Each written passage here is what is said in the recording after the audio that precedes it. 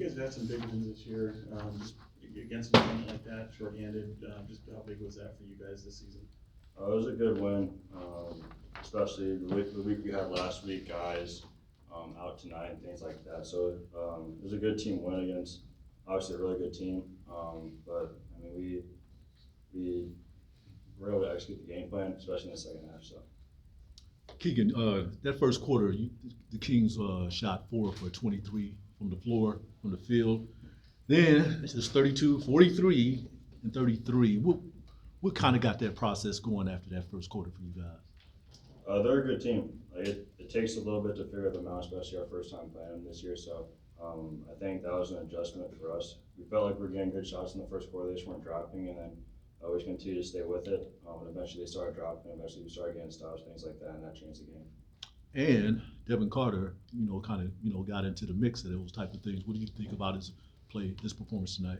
He's been good. I think he's had spurts this year where, like in Boston, he was pretty good. And obviously he's a rookie. He goes through those ups and downs and things like that. So I went through them too, and he's able to capitalize on his opportunity tonight when guys were down. So kudos to him, and I know that he should have an impact on our team the rest of the way.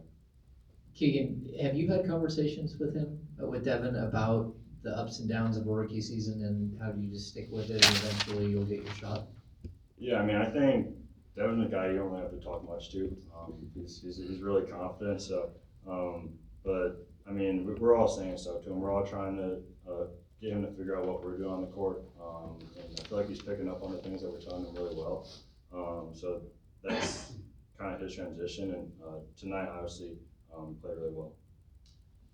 Doug talked pre-game about name on the front, not on the back. It doesn't matter who's playing as long as you guys play the way that you're playing these last two games. The effort, especially on the defensive end.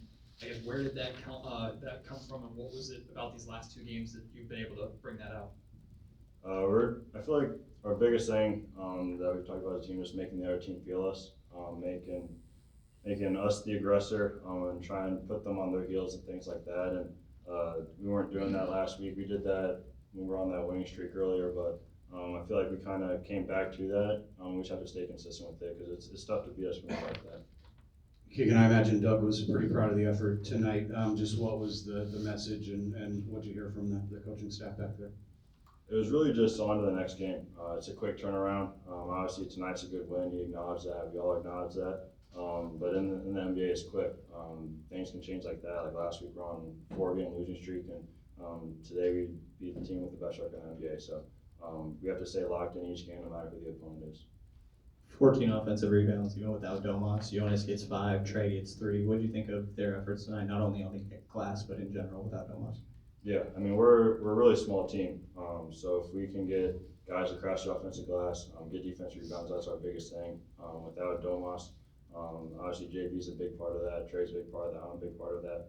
And then obviously guys sprinkling in with those rebounds. So let's take a collective effort, obviously to replace Domas. Thanks everyone. Thanks Keegan. Thanks, Keegan. Got anything next?